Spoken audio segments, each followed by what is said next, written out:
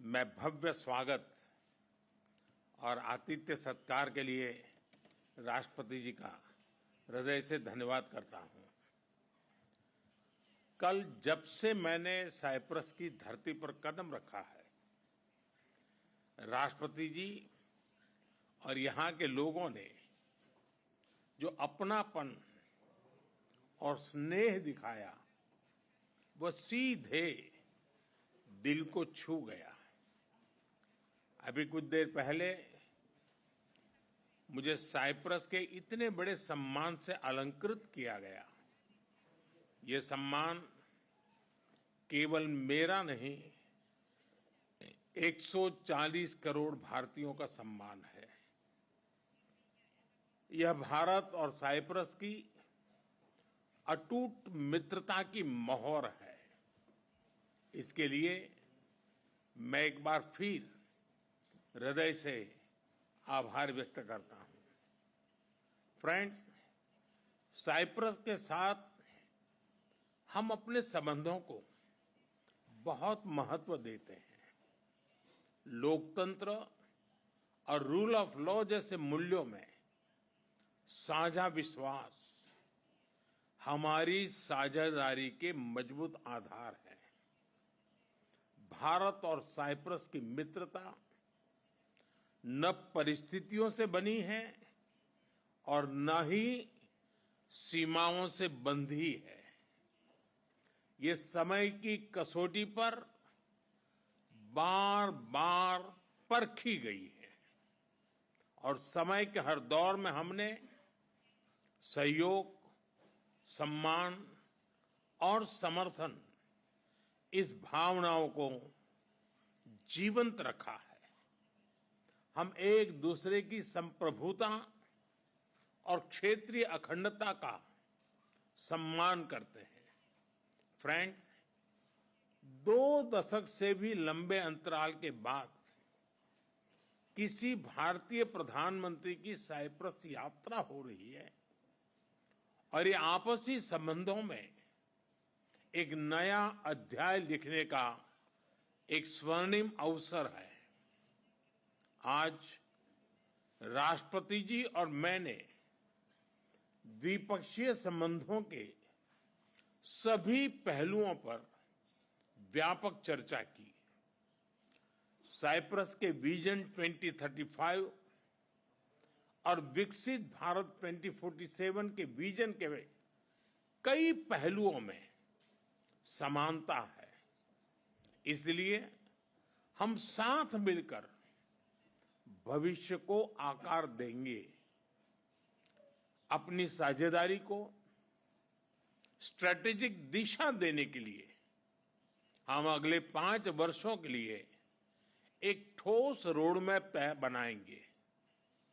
रक्षा और सहयोग को और मजबूती देने के लिए द्विपक्षीय डिफेंस कोऑपरेशन प्रोग्राम के तहत रक्षा उद्योग पर बल दिया जाएगा।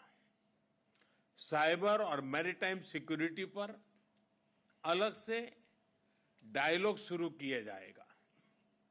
क्रॉस बॉर्डर टेररिज्म के विरुद्ध भारत की लड़ाई में साइप्रस के सतत समर्थन के लिए हम बहुत बहुत आभारी हैं।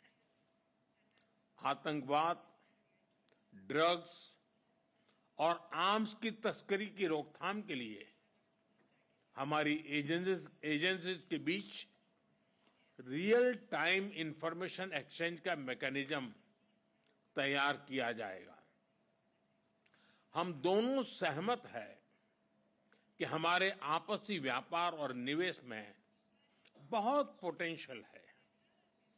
कल राष्ट्रपति जी के साथ मैंने दोनों देशों के आर्थिक संबंधों को लेकर बिजनेस जगत में एक उत्साह और सिनर्जी को महसूस किया। हम एक पारस्परिक लाभकारी भारत और ईयू फ्री ट्रेड एग्रीमेंट को साल के अंत तक संपन्न करने के लिए काम कर रहे हैं। इस साल भारत, साइप्रस और ग्रीस बिजनेस और इन्वेस्टमेंट काउंसिल भी लॉन्च किया गया है। इन इनिशिएटिव से दोनों देशों के बीच आपसी व्यापार और निवेश को भी बल मिलेगा। Technology, innovation, health, agriculture, renewable energy, climate justice जैसे क्षेत्रों में आपसी सहयोग पर भी विस्तार से बात हुई है। साइप्रस में योग और आयुर्वेद के प्रसार को देखकर हम उत्साहित हैं। भारतीय टूरिस्ट के लिए भी साइप्रस एक पसंदीदा डेस्टिनेशन है। उनके लिए डायरेक्ट एयर कनेक्टिविटी बनाने पर जोर दिया जाएगा। हमने निश्चय किया कि मोबिलिटी एग्रीमेंट को जल्द पूरा करने के लिए काम किया जाएगा। फ्रेंड्स, यूरोपियन यूनियन में साइप्रस हमारा विश्वसनीय पार्टनर है। अगले वर्ष साइप्रस की यूरोपियन यूनियन अध्यक्षता के लिए हम शुभकामनाएं देते हैं। हमें विश्वास है कि आपकी अध्यक्षता में भारत और ईयू संबंधों में नए आयाम जुड़ेंगे। वीएन को समकालीन बनाने के लिए जरूरी रिफॉर्म्स को लेकर हमारे विचारों में समानता है।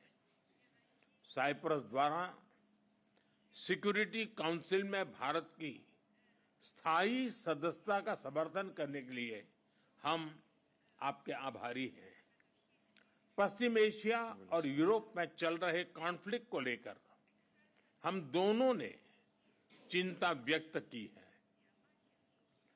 इनका नकारात्मक प्रभाव केवल उस क्षेत्र तक सीमित नहीं है।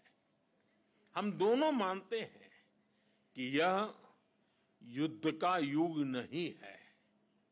संवाद से समाधान और स्थिरता की बहाली ये मानवता की पुकार है। मेडिटरेनियन क्षेत्र के साथ कनेक्टिविटी बढ़ाने पर भी हमने बात की। हम सहमत हैं कि India middle east Europe economic corridor से क्षेत्र में शांति और समृद्धि का मार्ग प्रशस्त होगा। राष्ट्रपति जी, मैं आपको भारत यात्रा के लिए सादर निमंत्रित करता हूं।